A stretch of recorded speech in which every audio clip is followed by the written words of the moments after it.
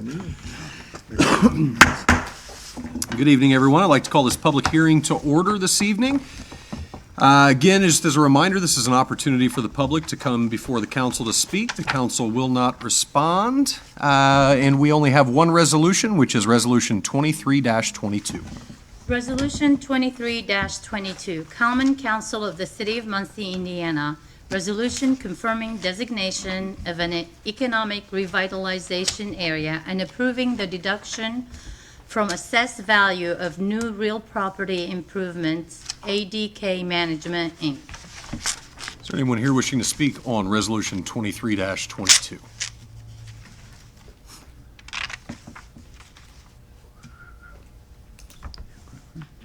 Very good. We will close the public hearing and be back at 7 o'clock for our regularly scheduled meeting.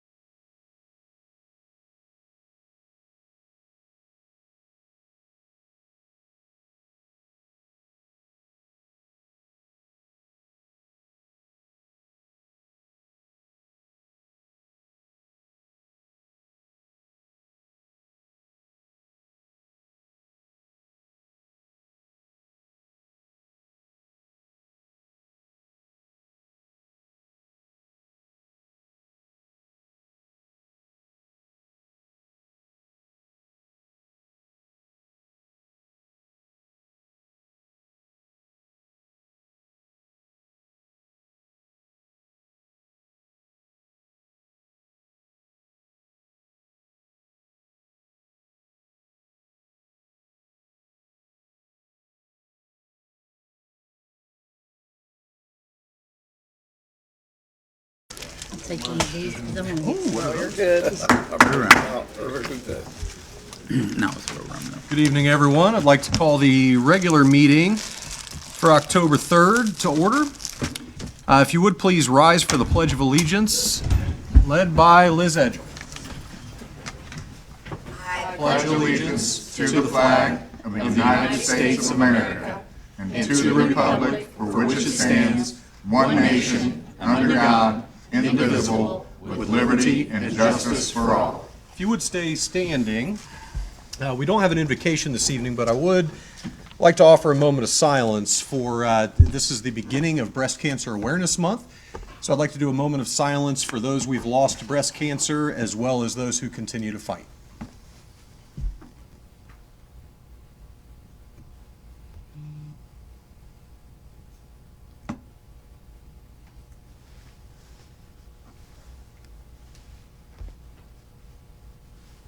Thank you.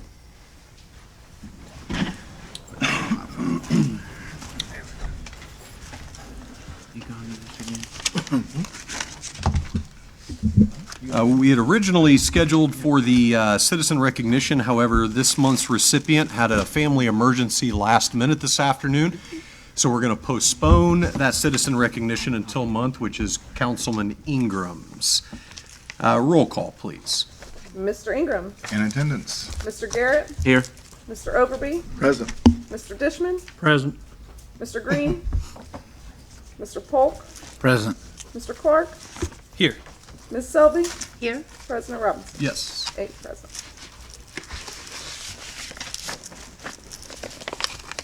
Okay, let's move on to the approval of the minutes from the September 12th council meeting. Unless there are any corrections to be made to the minutes, I'll entertain a motion to approve. I'll make that. I'll second. Motion was made by Councilman Overby, seconded by Councilman Ingram. Roll call, please, on the minutes. Mr. Overby, Yes. Mr. Polk, Yes. Mr. Clark, Yes. Mr. Ingram, Yes. Mr. Garrett, Yes. Ms. Selby, Yes. Mr. Dishman, Yes. President Robinson. Yes. 8 yeses. Committee reports. Mr. President, the Tax Abatement Committee met at 6:15 PM tonight regarding Resolution 2322, which is the tax abatement request for the White River Plaza rehab project. And if you don't mind, I think we could allow the committee members to share their views when we get to Resolution 2322. Very good. Any other committee reports this evening? Okay, we have no appointments to boards and commissions this month. Just as a reminder to anyone who wishes to serve on a government board, you can go to goservemuncie.com and express your interest there. You can fill in your name in any board that you may be interested in. Again, that's goservemuncie.com. We have a lot of appointments coming up at the beginning of the year, so I would encourage folks to do that if you have any interest. And we will move into ordinances previously introduced. Ordinance 27-22. Ordinance 27-22, an ordinance to vacate a portion of Fifth Street, AKA Anthony Street, in the city of Muncie, Delaware County, Indiana. Is there a motion for approval of ordinance 27-22? So moved. Second. Motion was made by Councilman Ingram, seconded by Councilman Polk. Is there anyone here wishing to speak on ordinance 27-22? Good evening, sir. If you would please identify yourself for the record. Yes, good evening. My name is John LaRue, counsel for the petitioners, Jeff and Tammy Nybarger. Asking that the board approve this. If there's any questions, the Nybargers are here. I'm sure they can answer any details. Otherwise, Okay, is there any questions from the council? Anything from the audience? Very good, thank you, Thank you. sir. Roll call, please. Mr. Polk, Yes. Mr. Clark, Yes. Mr. Overby, Yes. Mr. Ingram, Yes. Ms. Selby, Yes. Mr. Dishman, Yes. Mr. Garrett, Yes. President Robinson. Yes. 8 yeses. Ordinance 28-22. Ordinance 28-22, an ordinance for appropriation and tax rates, Muncie Sanitary District, 2020 2023 budget. Before we entertain a motion for approval on this ordinance, I want to make sure the council is okay and prepared to vote on this ordinance as well as the MITS budget this evening.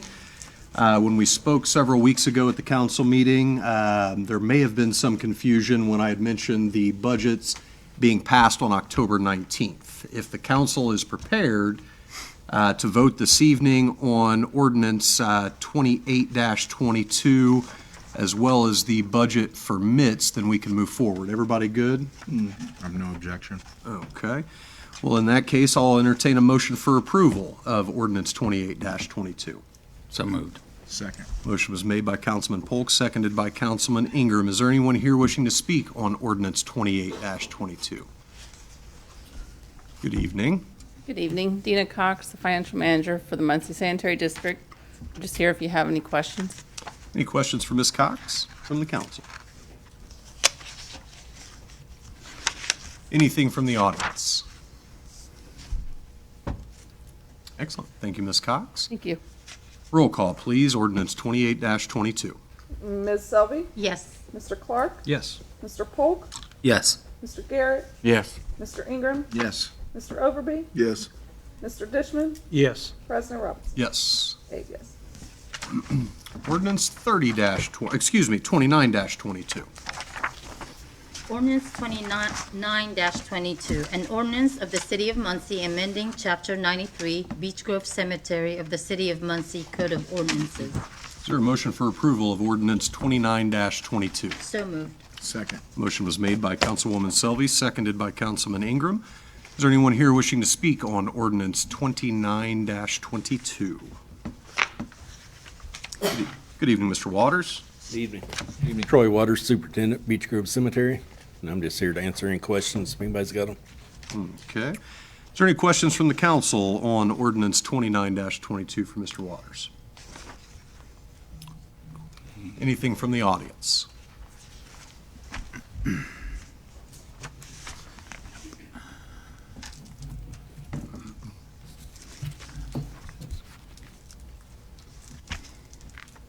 Good evening, Mr. Yenser.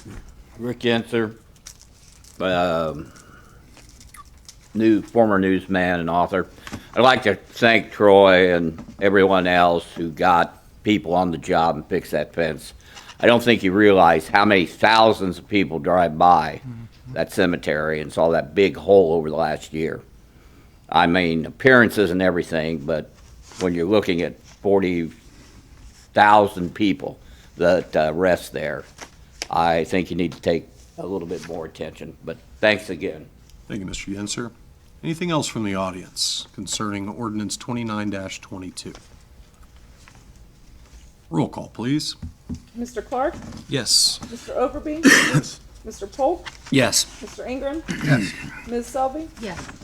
Mr. Garrett, Yes. Mr. Dishman, Yes. President Robinson. Yes. 8 yes. Ordinance 30-22. Ordinance 30-22, an ordinance for additional appropriations, Beech Grove Cemetery. Is there a motion for approval on ordinance 30-22? So moved. Second. Motion was made by Councilman Polk, seconded by Councilman Ingram. Anyone here wishing to speak on ordinance 30-22? Hello again, Mr. Waters. Troy Waters, Superintendent, Beech Grove, just here to answer questions if anybody's got them. Okay, is there any questions from the council for Mr. Waters? We covered this ordinance pretty extensively last month, but if there are more questions, happy to entertain. I just have something to say. I just want to commend you, Mr. Waters. The cemetery looks phenomenal. I know I came, and President Robinson came when you did your ribbon cutting. Just outstanding what you're doing there. So we appreciate it, and just keep up the great work. Thank you. That's our plans. Anything else from the council? Anything from the audience? Roll call, please. Mr. Overby, Yes. Mr. Polk, Yes. Mr. Ingram, Yes. Ms. Selby, Yes. Mr. Clark, Yes. Mr. Garrett, Yes. Mr. Dishman, Yes. President Robinson. Yes. 8 yes. Thank you, Mr. Waters. Thank you. I love you. Ordinance 31-22. Ordinance 31-22, an ordinance of the City of Muncie adding Chapter 103 to the City of Muncie Code of Ordinances to establish a procedure for the naming or renaming of city facilities. Is there a motion for approval of ordinance 31-22? So moved. Second. Motion was made by Councilman Overby, seconded by Councilman Ingram. Anyone here wishing to speak on ordinance 31-22?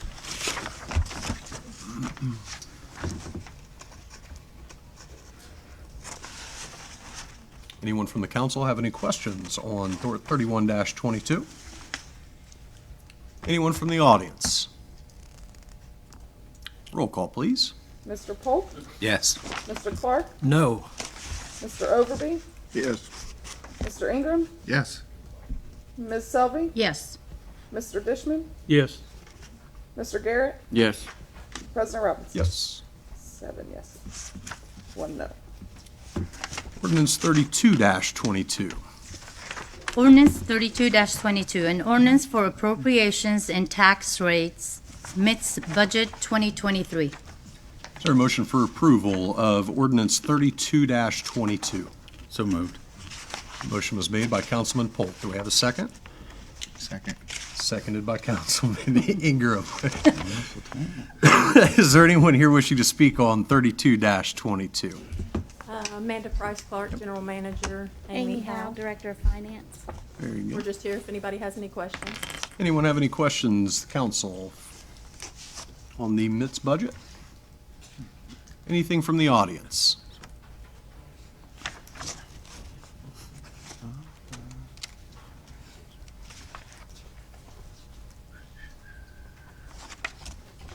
Hello again, Mr. Yenser. Rick Yenser, former newsman, author with business interests here. I've been up here 3 years now, trying to tell this private firm, North American Transit, to do by the people. I've talked to people down at the Y, people that don't have a ride on Sunday. They don't seem willing to test routes between destinations like Walmart or other places people might want to go on the Sunday. I don't think they need to run all the routes, but they need to look more at express routes too, because over the years, I've seen the bus do nothing but cater to kids who ride free, and they still make the poor pay. But the people that don't have the means or the way still need that bus any given day. And there are other cities that have Sunday bus service, and there's no reason spending $10 million to this private company that they can't at least do some express routes. Thank you, Mr. Yenser. Hi, Elizabeth Edgel. I agree. Several people in my group, which as you all know, Delaware County Community Awareness, almost 23,000 local members work on Sunday. Yes, we know the churches have their buses and their vans and their pickups. However, if you enjoy going to Sunday dinner and eating out, if you like to go to Walmart and shop, those people have to find a way to work on Sunday. I agree with Mr. Yenser. I've heard him say this 2 years now, and I'd be willing to work with anybody who would want to work towards that end. Right, thanks. Ms. Price Clark, would you like to respond on why MITS is not considered Sunday bus routes?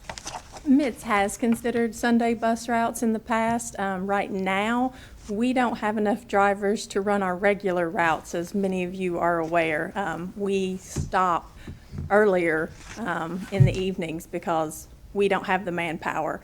And so to talk about Sunday right now, that would mean I would have to end my bus routes even earlier during the week to be able to add a Sunday service. My overtime for fixed route, even with reduced service, is well over 150 hours in fixed route alone every pay period. So doing what we're doing right now is pushing the limits in terms of we don't have drivers, and we're constantly hiring. If you know anybody, send them our way. But yeah, it's not a matter of wanting to or not wanting to at this point. It's a matter of I don't have the manpower to do so. Something you would consider in the future once you get your manpower back and you get up to full staffing? Yes. Okay. Councilwoman Sullivan? Thank you. I do have a question for you. What kind of incentives do you, I mean, you're talking about manpower, but what kind of incentive does your company provide? What are you trying to do to increase that or to get people, encourage people to work for MITS? We have, an internal incentive that if you recommend someone, then we have offered payouts if those people stay so long, in terms of offering incentives outside of, for drivers. Have we done that, Amy? Yeah, where the drivers actually get them if they stay so long. We did it with mechanics as well. Not a whole big response. One thing that should be remembered is that once you're an employee of Muncie, Indiana Transit System, you will be drug tested for the entirety of your tenure. It's not just when you are hired. So we fall under the FTA guidelines, and I believe that that does hurt us in some instances because of that continual drug testing. Thank you. I have one. Ma'am, what are you? How are you actively? Are you on social media? How are you advertising that you're in need of drivers? Are you on social media, radio ads? We're on social media. We have the ads on our buses, TikTok, Facebook, Twitter, all of those. Spotted Monkey actually handles that, and they do quite a bit of extensive advertising. We constantly have ads out. It's on our website. Like I said, it's on the buses. All of the drivers know. Everybody brings it up anytime that they can. What website would they go to, or a phone number would they contact if they were, You can go to mitsbus.org and you Okay. can apply online, or you can come to our administrative office at 1300 East Seymour, and we have applications that you can fill out Okay, thank you. on premises. As we're live streaming, I just wanted to make sure that everybody knew where to go and what to do, so thank you. Yep. Any other questions for Ms. Price Clark? Anything further from the audience? I'm Elizabeth Edgell. I don't know what the contracts are here, but it would appear to me if they can't offer services that our citizens need, that maybe it's perhaps time to revisit that at $10 million of taxpayer money. If they're not getting our needs out, it is not your fault nor our fault that they can't hire drivers. And I'm on every social media platform. I believe most of you know that. I never see anything about MITS advertising. Thank you. Thank you, Ms. Edgell. Sir, if you would, please identify yourself for the record. Yeah, I'm Brad Gregory. I'm the president of the local 1499 union at MITS. And I just wanted to make you aware, this is a contract year.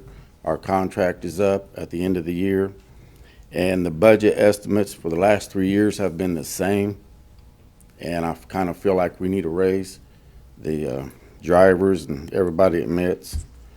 This year we had a 2% raise, but the cost of our insurance went up 10%.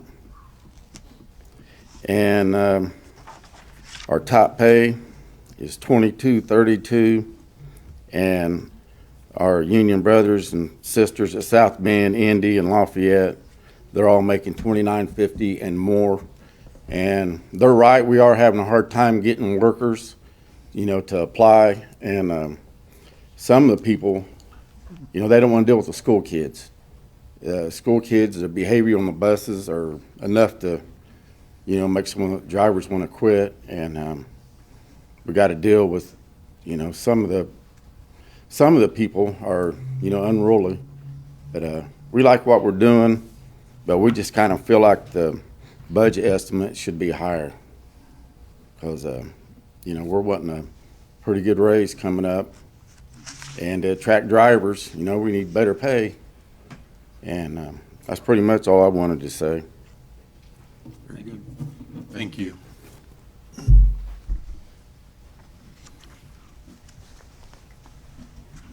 Troy Waters. I just wanted to comment on, we're talking about not being able to get help. CDLs are hard to get anymore. The old guys like me, you used to pay $175 to take a test, and they give them to you. Now you got to go through a class, $6,000 class, 3 weeks long. Some employers are offering to pay that, and you sign an agreement to work for them 2 years, but still that cost goes off to the employer. So they can just do so many. And there's CDL jobs open everywhere right now, and that's the biggest reason, because people can't afford to go take the test and do it. So I think that's a lot of the reason these people behind me can't get extra help to run Sunday. I'm just sitting back here listening. I thought I felt like I had to say that. But it's hard to, everybody's needing CDL drivers, and you can't get them for that reason. So, thank you. Thank you, Mr. Waters. Good evening, sir. Good evening, how are you? Doing well. If you would, please identify yourself for the... Yes, my name is Rashard Jackson. I'm from the Amalgamated Transit Union International. I will be helping Local 1499 in the contract and negotiating a successor agreement. I'll keep my remarks brief because I'm really not a member of the community, but what I wanted to say and impress upon everyone is that some of the challenges that you face with manpower are not unique around the country. We represent United States and Canada, and we actually specialize in just transportation. But one of the things we want to speak to along with the concerns is during this contract, we're going to try to discuss a mentorship program, which I think would solve a lot of the problems when it comes to recruitment and retention. It actually provides a pathway for some of the funds that will be necessary to make the training possible. So just wanted to put that on the docket so that at least everyone hears that, and when you hear it again, it won't be foreign to you. Thank you for your time. Thank you very much. Thank you. Hi, my name's Janetta Presley, and I do not have Bernard with me tonight, but I did want to say that. You know, if they're going to hire new drivers, then they need to train those new drivers for service animals also. You know, because I run into trouble every time I try to ride the bus with my dog. He doesn't wear a vest. He wears a bandana that shows that he is clearly a medical service animal, and I'm just finally give up riding the bus with him. It just doesn't work out. I'm not having any problems in any of the stores or anything. It's public transportation with him, as I have lots of issues with the Mets bus service and my service animal. So, Thank you very Thank much, you. Ms. Presley. Thank you. Good evening, Mr. Wise. You said my name. You still have to identify yourself. You've already identified me. Jerry Wise, Muncie, Indiana. I don't see how raising the budget is going to do any good for getting more people. I mean, you can't get people. I mean, if you can promise me that you can get more people with more money, I'm all for it, but I don't think you can. Good evening, Mr. Rawlings. You identified me as well. It's Seth Rawlings, Muncie. Basically, something I want to talk about is a little different because this isn't really in your hands, a lot of this. A lot of these public transit systems in cities like ours, they're a little smaller, don't have the tax base to really support something major like you see in Indianapolis and Chicago and D.C. This is something we need federal and state investment in. This is something to please contact your state representatives, contact your congressman.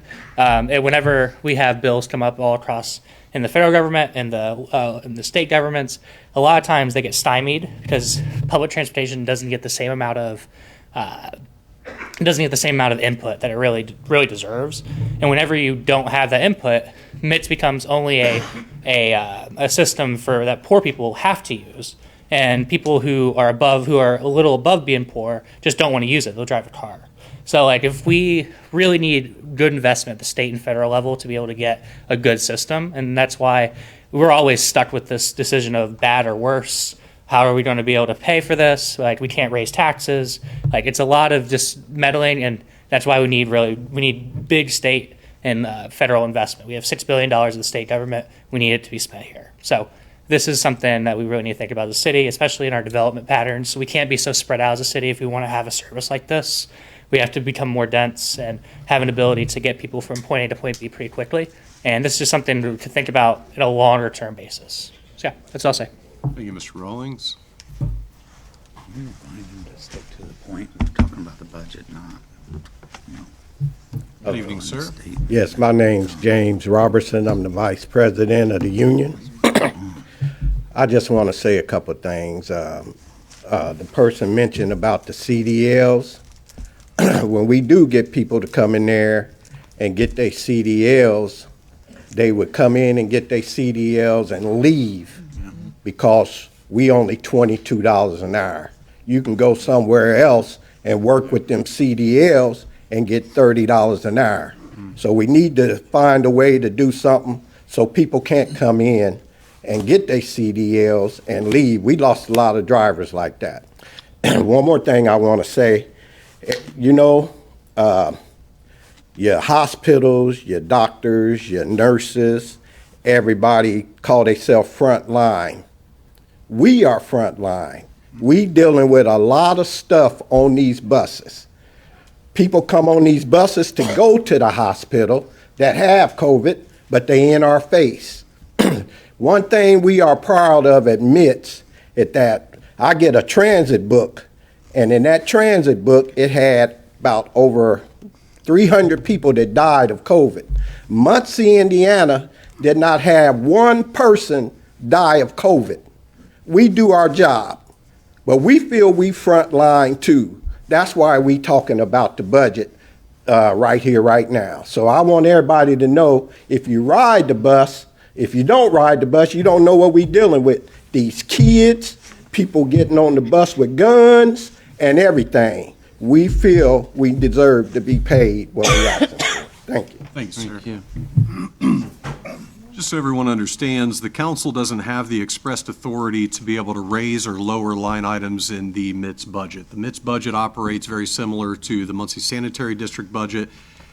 We, as the fiscal body, we approve it. We either give it an up vote or a down vote. If we vote it down, then it reverts back to the year prior. Mr. Gibson, am I missing anything on that description?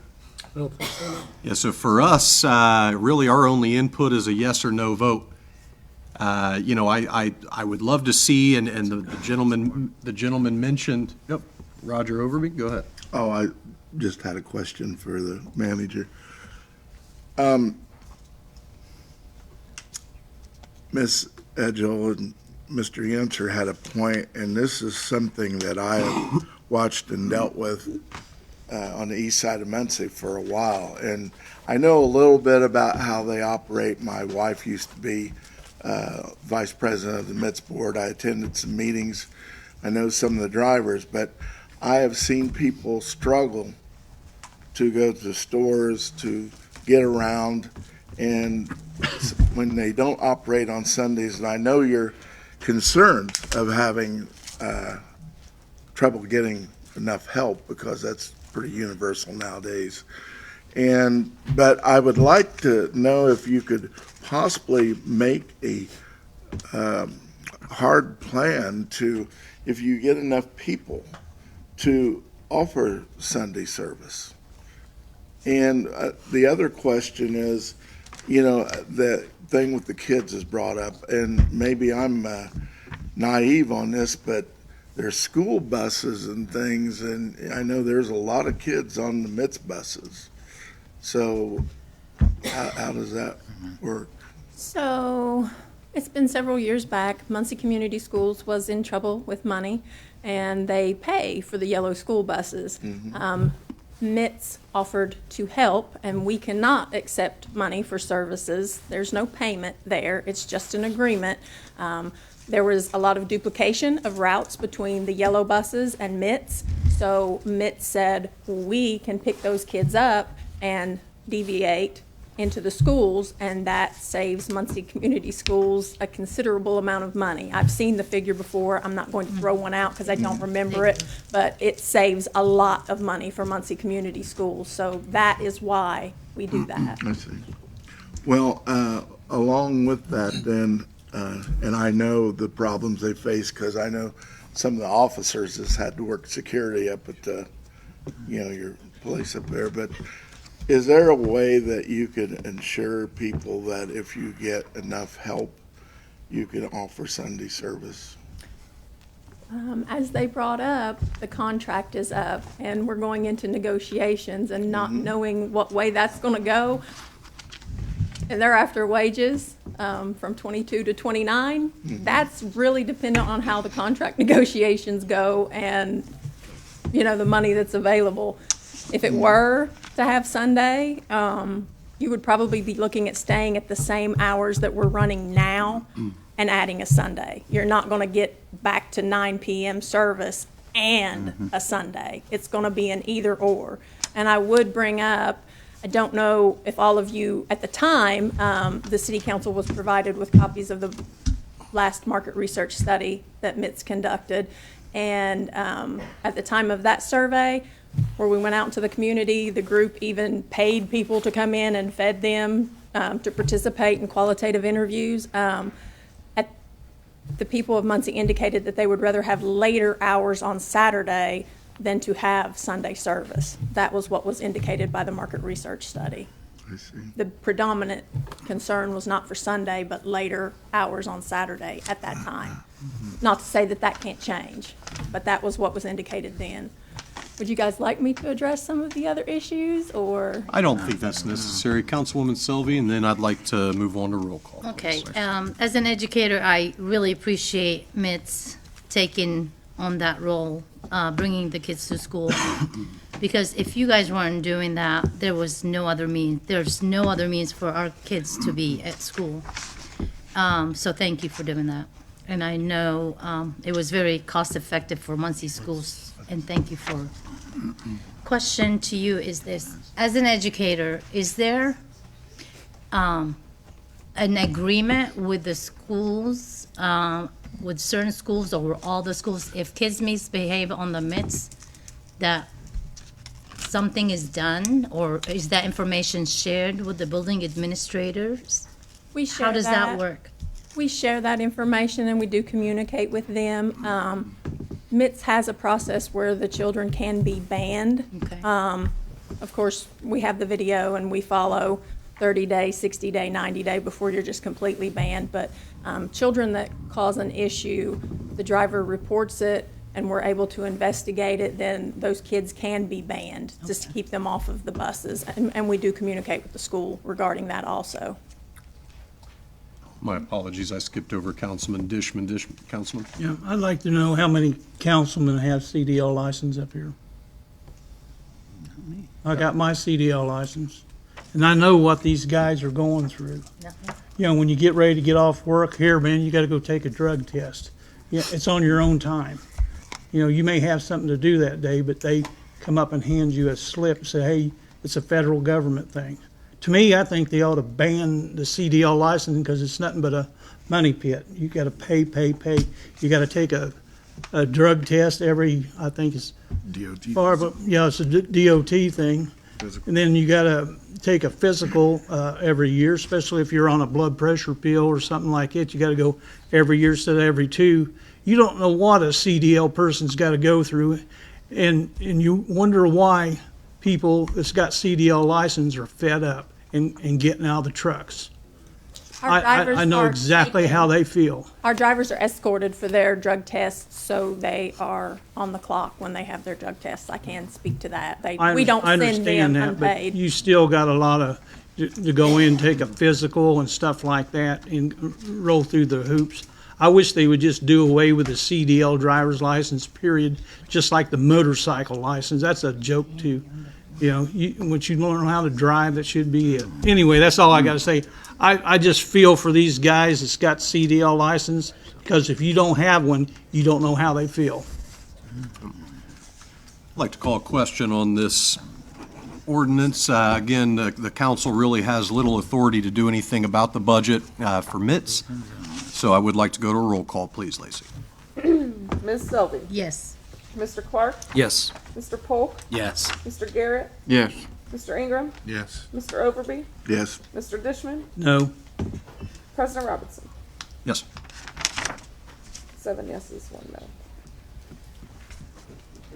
no. Ordinance 33-22 is the ordinance relating to the city budget. We continue our budget meetings this Wednesday evening, and then we'll vote to approve that budget on Wednesday, October 19th, 2 weeks from this Wednesday. So we are going to skip that on the agenda this evening and move into new ordinances. Ordinance 34-22. Ordinance 34-22, an ordinance amending Chapter 12 of the City of Muncie Code of Ordinances, redistricting. Is there a motion for introduction of ordinance 34-22? So moved. Second. Motion was made by Councilman Polk, seconded by Councilman Ingram. Shocker.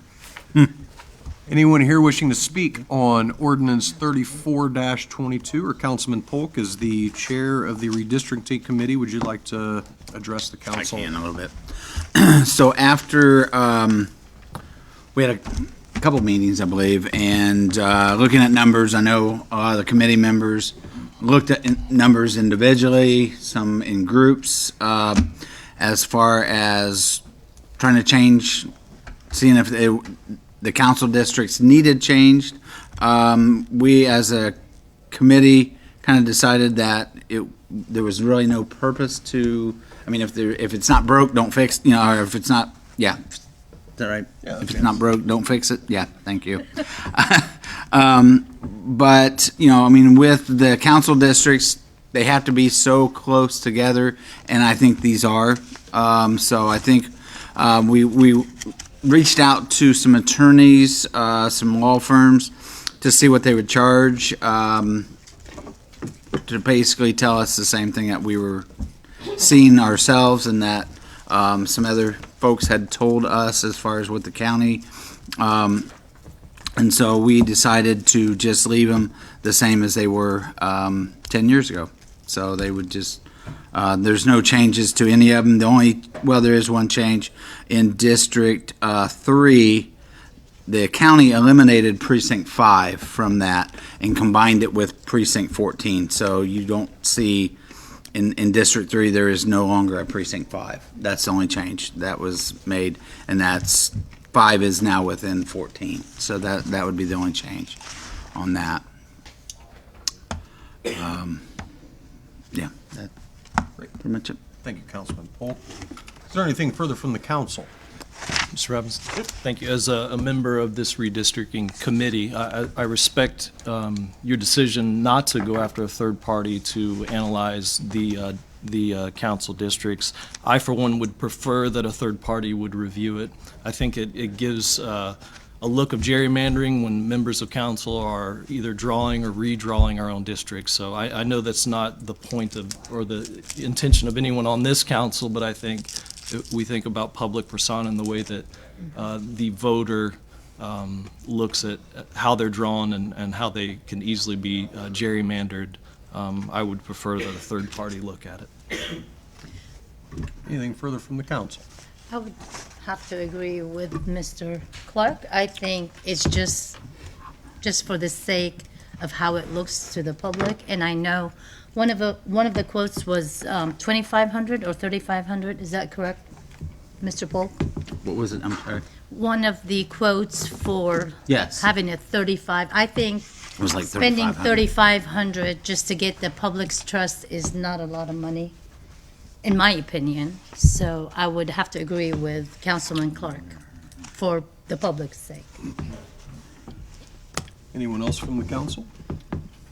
Councilman Dishman?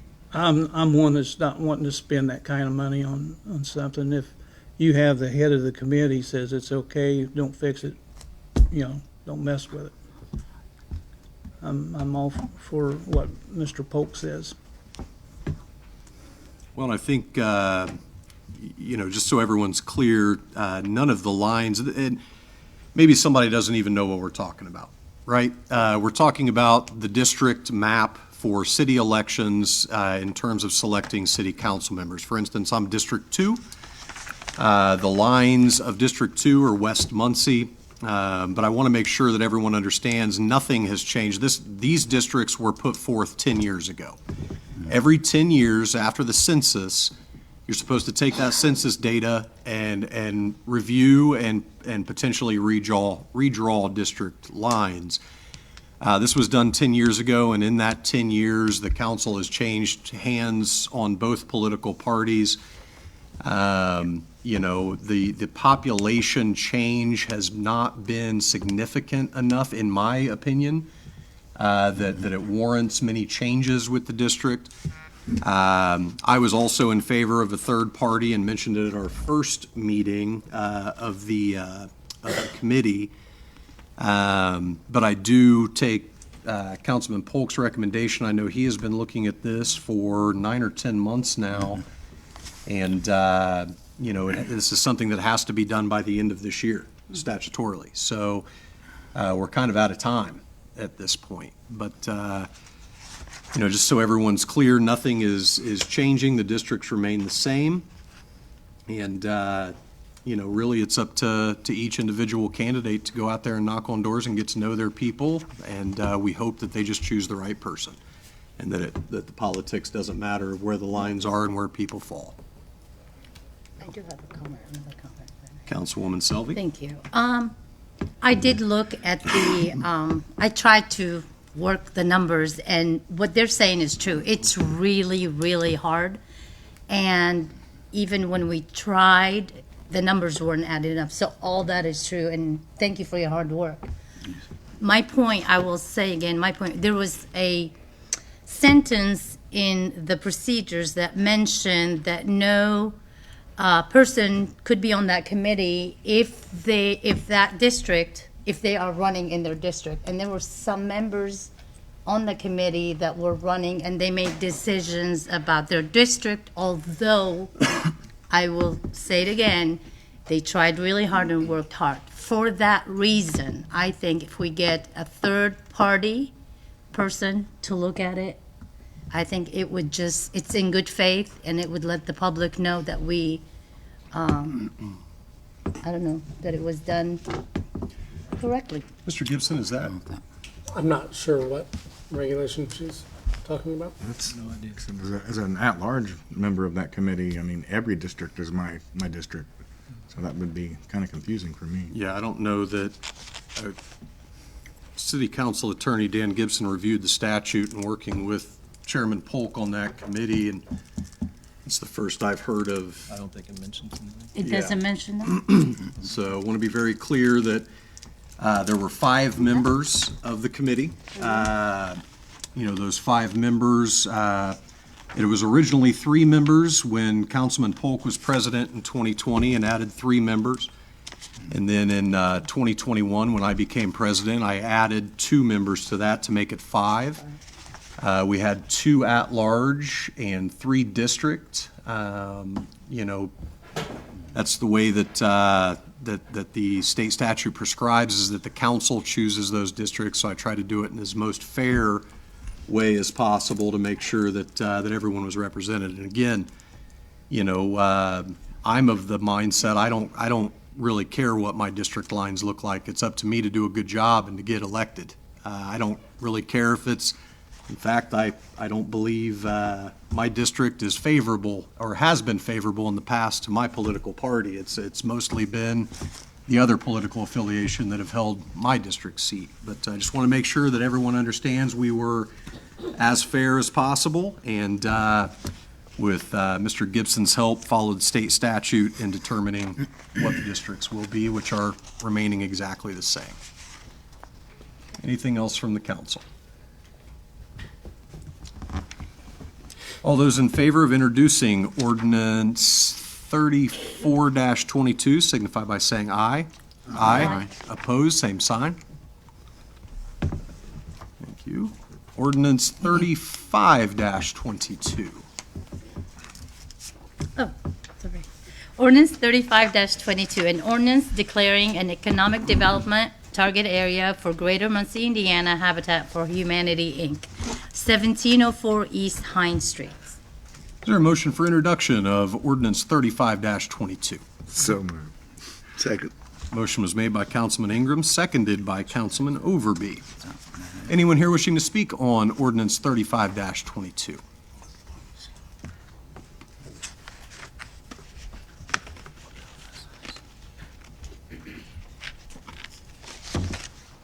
Good evening, Mayor. Good evening. Dan Ridenauer. This is, and you've done these other times in the past, but this was approved by the Economic Development Commission last month, and their recommendation was to send it to the council for a possible tax abatement for a Habitat home. So the address is here. I do know that this is for introduction. Next time around, I do believe that Habitat and the people involved will be in the room, but they knew this was for introduction. So, Okay. I don't know if you have any questions. Any questions from the council? Anything from the audience? Thank you. All those in favor of introduction of ordinance 35-22 signify by saying aye. Aye. Opposed, same sign.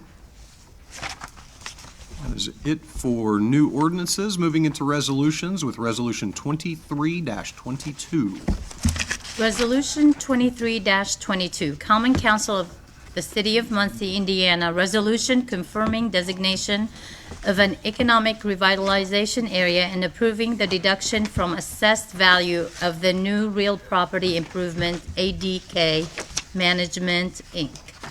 Is there a motion for approval of resolution 23-22? So moved. Second. Motion was made by Councilwoman Selvey, seconded by Councilman Polk. Is there anyone here wishing to speak on resolution 23-22? Good evening. Scott Mick with the Cedars of Muncie LLC. Here to answer any questions you may have. Is there any questions from the council for Mr. Mick? Is there anything from the audience? Okay, and this was reviewed during the tax abatement committee prior to this meeting. Is there anything from Councilwoman Selvey or Councilman Overby or Councilman Clark? I could share. You mind? Yep. I was just going to ask. 1 second if we can. I might be able to fill you in. Okay, so this is the White River Plaza 700 South Nichols, known as the White River Plaza. So the abatement request is for 6 years, starting at 100%, working its way down to 17% in year number 6. Cedars of Muncie is making the abatement request. The owner is Mr. Scott Mick, who we got to meet earlier. Of note, there is going to be in total $1.2 million of plaza rehab projects that are going to happen there. So what we'll see first will be the parking lot, the roof replacement. So the parking lot will go in third. So I think Mr. Mick said that it would be the northwest third of the parking lot would be a milled and a 3-inch new asphalt in that area there. So another look at replacing the flat roofing, replacing the metal roof, which is on the White River side. There were some renderings that were given to us about a rebuild of the facade, I believe, on the south end, and then some digital signage and green space on that same side, potentially for those patrons that may be on the Greenway that want to stop and have a drink or a cup of coffee there. So I don't know if you have any more of these, Mr. Mick, what you handed us, but I could share mine with Council President. So it is just a project overview. There's some quotes for the different items, line items, including the paving and a rendering of what it may look like. So during our meeting, we just explained the process and how the abatement works. It is an improvement to the property, and then what happens is once the improvements are made and Mr. Mick would file the tax abatement paperwork, that line and the building is reassessed, the value would then be assessed based on the new. So your abatement would be for the new assessment of that property. So you would still be required to pay for the existing assessment before. So we covered that topic of real property abatements. I don't think, is there anything else I should cover and share? I don't think so. Okay. We had some discussion. All three of the committee members had a favorable recommendation for the 6-year tax abatement. Thank you, Mr. President. Thank you. Councilwoman Selvey, do you have anything to add? No, maybe I would like the public to know that and tell them again that there will be taxes paid on the 800, the current building, I believe, is worth 300,000 assessed at that value. There will be tax paid on that assessed value. His tax abatement is just on the improvements on the building. And from the, what he provided us and the plan that he provided us and the pictures that he showed us during that meeting, it's gonna look fabulous and it's gonna be a great thing for that area. Mr. And- President, if you don't mind, I'll also note this is under a not-for-profit right now, so there's no tax income to the city at this point, so that status will change as well. Yeah. Councilman Overby, you have anything to add? No, sir. I agreed, and I'd like to, as I said before, the revitalization of that property and the improvements looks really good.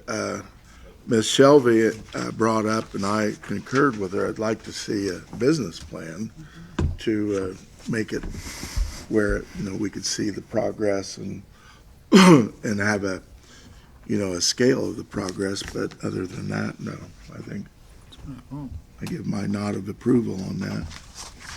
Thank you, Councilman Overby. Is there anything further from the council before we open it up to questions from the audience? Thanks, Seth. Sorry to interrupt you. Mr. Rawlings? Yeah, I was just going to ask, is it the rolling abatement where it goes down the percentage over time? Okay, that was the first question. And then a comment. Basically, I like this idea because, first of all, the White River Plaza is really kind of our gateway from the southwest corner of the city to our Ball State property, where we start to get more and more development over time, and I just think it's a good idea. So I just basically want to ask always about the abatement percentages. That's always it. Thank you, Mr. Rawlings. Is there anyone else from the audience wishing to speak on Resolution 23-22? Is there anything further from the council? I have one thing. I just want to say, I just looked at the plan and the pictures. I drive that route every day. My mother-in-law's in the crowd tonight. She drives that route every day. What those pictures look like now compared to what it's going to look like is phenomenal. Thank you for taking the interest in this, and I don't want to sound selfish, but that's in the heart of that's right in my district. So the people Land of milk and honey. yeah, I mean, just it from the park that they're going to be able to go over and have stuff to do, and just we all, like they said, just the way it's going to look, even if we're not stopping by, but we're driving by, and the way it's going to look, just that parking lot getting done. I mean, everybody knows that parking lot. If you pulled in there, I mean, you're looking to check your tire pressure when you pull out. So I just want to say thank you. You've been very nice to work with, and I can't wait to see this done. So thank you. Roll call, please. Mr. Clark? Yes. Mr. Garrett? Yes.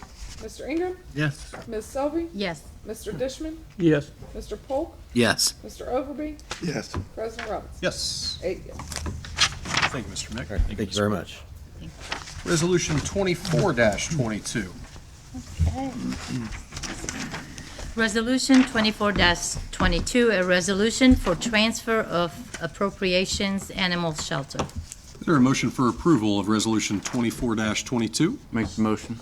Motion was made by Councilman Garrett, seconded by Councilman Ingram. Is there anyone here wishing to speak on Resolution 24-22? Good evening, Mr. Wright. Good evening, Ms. Wolf. Good evening. This is a resolution for the transfer of appropriations from 3 line items to other 3 line items, just for repairs that have been incurred that have been quite pricey. So with that, we'll answer any questions that you might have. We're just transferring money around to meet the budget needs. Any questions from the council?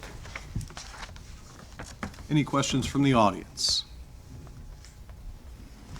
Seeing none, roll call, please. Mr. Ingram, Yes. Mr. Garrett, Yes. Mr. Overby, Yes. Mr. Dishman, Yes. Mr. Polk, Yes. Mr. Clark, Yes. Ms. Selby. Yes. President Roberts. Yep. 8 yes. Thank you. Now we're going to move into other business. Just as a reminder, if you would please try to limit your comments to around 3 minutes. And up first is Linda Johnson.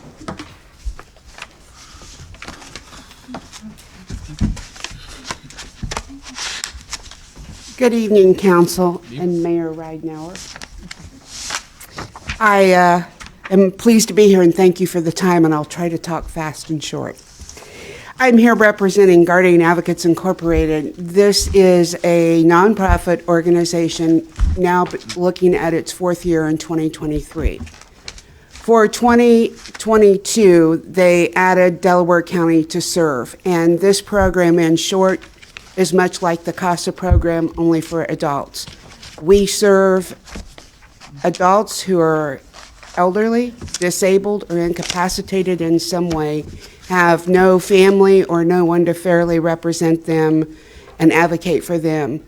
We follow Probate Code 29, which was written into law about 2014. This was a kind of a wave back in 2009 to 2014 across the nation because of we baby boomers starting to tip the scales. My goodness, how are we going to take care of everyone? And Dr. Genuine from the law school at Notre Dame studied this with several people and made a proposal then to the General Assembly, and they brought it into law, like I said, around 2014. Started the state Indiana guardianship office, and there's now a state registry, so that those going forward now we cannot file in court for a guardianship even outside our program without filing the appropriate information for this registry to help the police, the nursing homes, the hospitals, etc., try to find a guardian should they have someone they can have a way to check. Our program, like I said, is one of about 20. This is called, the program itself is called VASIA, Volunteer Advocates for Seniors and Incapacitated Adults. It works on the premise of a lot of volunteers, so anyone listening, if you're interested, please let me know. But it is nonprofit. It is a find your path and find your donation and contributions as you can. The Supreme Court does offer a 2-for-1 match, so we need local dollars to support us. And we have really, loaded up the front end here in this first year with Delaware County residents needing us. The numbers are on page 2, and they are put together. If you see that we have, at the time of this writing, probably at the end of second quarter, I'm kind of trying to remember what date it was, but that's usually about when we do it. We were at 15 for Madison County, which has been with the program 3 years. Delaware County of active clients is 9, and Great County was 6. And then if you look at the next couple of lines down where it says pending, there were 6 for Delaware County. I believe all of those have been approved and a couple of more. So we already, in less than a year, have equaled the Madison County program. And it doesn't matter. It just says it's working. And we just really need your support and Mayor Ridenour's support if we could. What we're looking for is about $5,000 donation for a contribution for the 2023 year. County Council was awesome a couple of weeks ago and voted for $10,000 for 2022 and another $10,000 for 2023. I don't know. I think we fit well maybe in the American Recovery Plan if you still have dollars around. 50% of our people are have mental health issues. That's increased over the years, and with COVID on top of it. Also with our longevity of living, our IDD population, those that we used to call back in my day mentally handicapped, disability, mentally retarded, now we call them IDD. Those folks are living longer. They're outliving their parents, where years ago a lot of their problems, they had health problems with that and they would pass away young. Where 50% of our clients, roughly, have IDD. So there is a great need out there, and it is your most fragile population. And as it is often said, no child will be left behind. Let's not leave any senior or disabled adult behind either. Thank you for your support, and I look forward to hearing from you and from Mayor Ridenhour in the future. Thank you so much. Thank you, Ms. Johnson. Thank you for the work you do. Mark Kinman.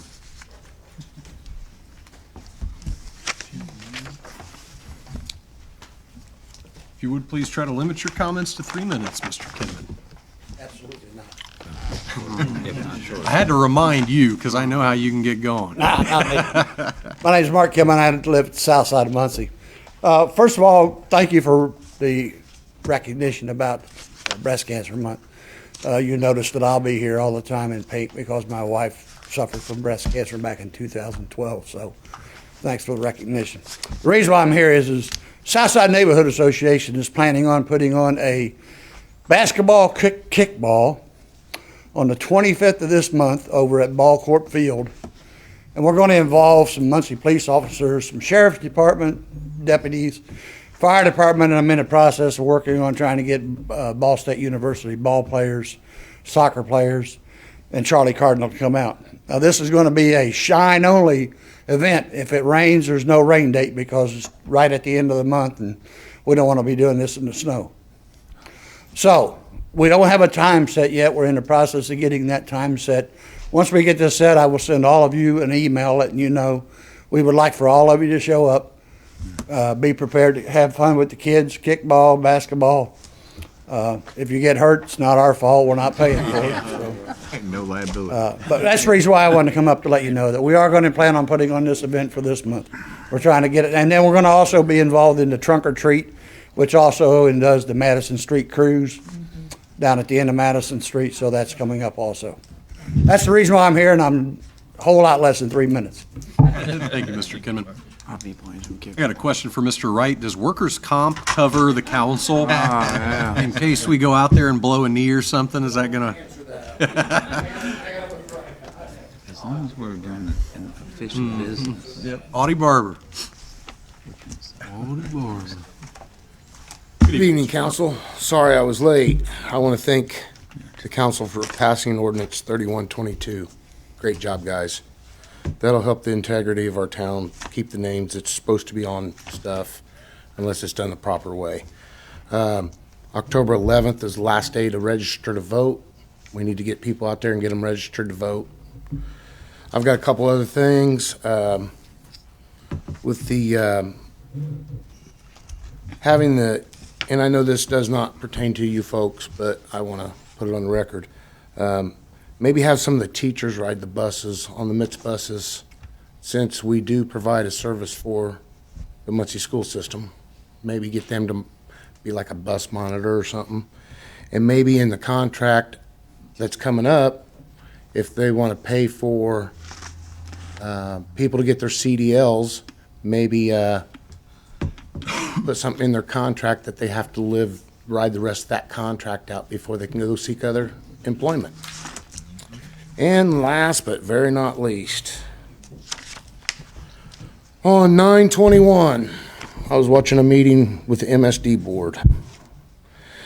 The MSD board, and I know, once again, this is not in your forte, but on 9/21, the MSD board voted to approve $50,000,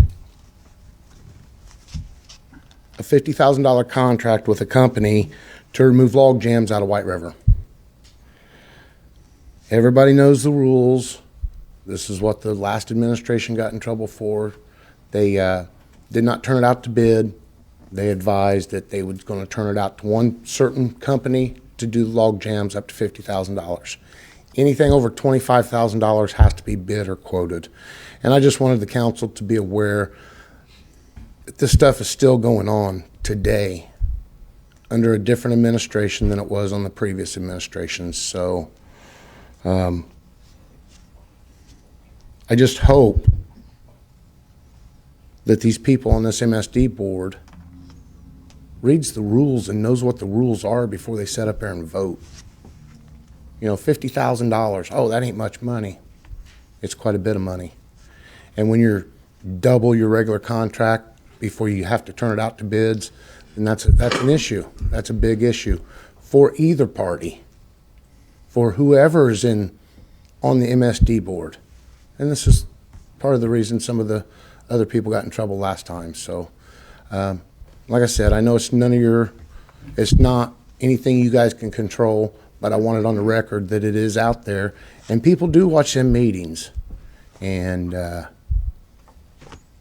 see that stuff going on and it being allowed to continue, and then that's a big issue. Okay, I think that's all I got tonight. Let me double check everything. Yep.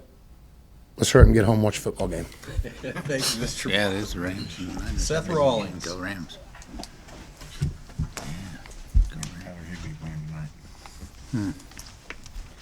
So I wanted to comment on something that everybody's favorite thing, the Metropolitan Status Administration or Micropolitan Status Administration. This is a OMB program that there was a review for the Office of Management and Budget, which is out of the President's office, to review cities and determine metropolitan status to move from 50,000 people to 100,000 people.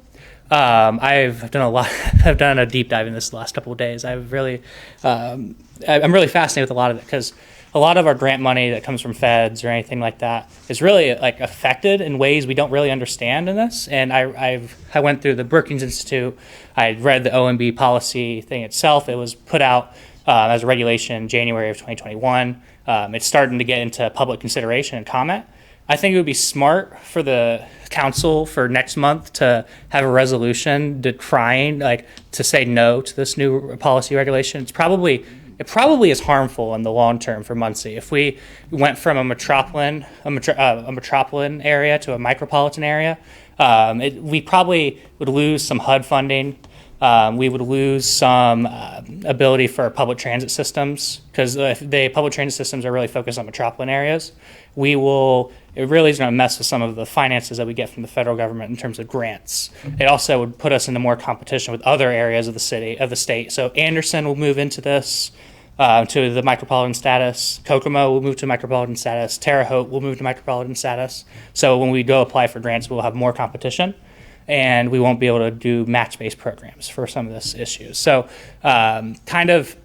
this is something I know it's not a giant thing that people are caring about all the time, but it really could eat into some millions of budgets, and we really don't know the policy impact of it. So that's why I would ask for a resolution next month to to have a negative ruling from the city council on this. Great. Thank you, Mr. Rawlings. And I would like to ask Mrs. Snyder to come up and introduce some of her students.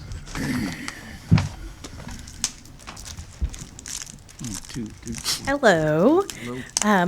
Hopefully you guys remember when I brought my AP class last spring and they passed the resolution to form the Muncie Youth Council. Finally, on October 3rd, it's come to fruition. Whew, it's been a rough school year, let me tell you.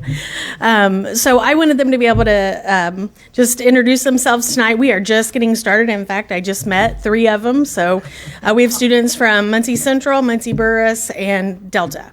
So pretty cool that we have kids from all over involved. So they'll just introduce themselves for now, and hopefully we can get with a few of you and agree on when maybe we want to meet with them and talk about what we want to do in the future. Okay? Hello, Council. Good evening. It's lovely to meet you all. My name is Delaney Bowe. I am a senior at Delta High School, and I just look forward to working with you all and getting some stuff done. Thank you. Good evening. My name is Nathaniel McDonald, and I'm a senior at Burris. Good evening. My name is Oscar Kreider, and I am a senior at Burris. Good evening. Good evening. I'm a sophomore at Muncie Central, and I'm Jamar Clark. Oh, Jamar Clark. Thank you, Jamar. Good evening. I'm a senior at Muncie Central High School. My name is Logan Grady. It's good to see you guys. Hey, how's it going? You might be my spokesperson. There are also 2 other members that couldn't be here, possibly 3. I've got one that just applied today. So hopefully we'll have the whole thing pretty soon. But if you have any questions or just want to email us, I sent all of their contact information to President Robinson and Ms. Selvey. So feel free to contact them, and I'm going to tell them the same thing if they want to talk to you guys about possible ideas for things to talk about and do, okay? Yep. If you have any questions, he's our spokesman. What's up, guys? Well, and I think what I'd like to do, Ms. Snyder has been communicating with myself and Councilwoman Selvey. I would also like to loop Councilman Ingram into the conversation, as this one is a part of the Ingram household. I think really? I think it would be only appropriate that he can bug the crap out of Troy with all of his. I've been doing it for a long time. Questions go to Troy. All questions go to Troy. No, kidding. No, we're excited about this opportunity. This is a great thing, and I want to thank each of you for your interest in local government, in the work you're doing in your schools. This is fun stuff. This is great. So very excited to work with you all, and we look forward to moving forward, I guess. If there's any questions from the council. I just got one thing. Thank you. Getting involved young in your local government, where you live, directly affects everything that you guys do. Listen to Mrs. Snyder. She's a great guide. I would not be involved like I am if she lit the fire in me. So just listen, keep your mind, don't let anybody persuade you to think any way you don't want to.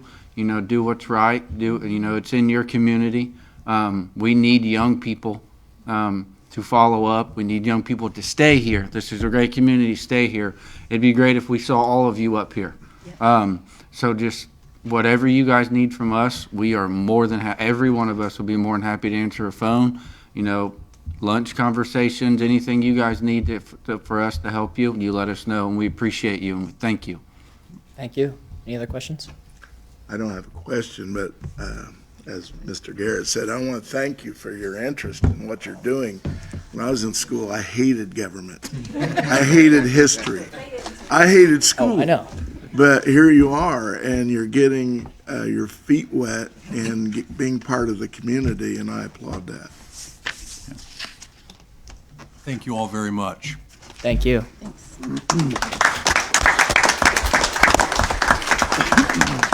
And with that, I'll entertain a motion to adjourn. So moved. Second.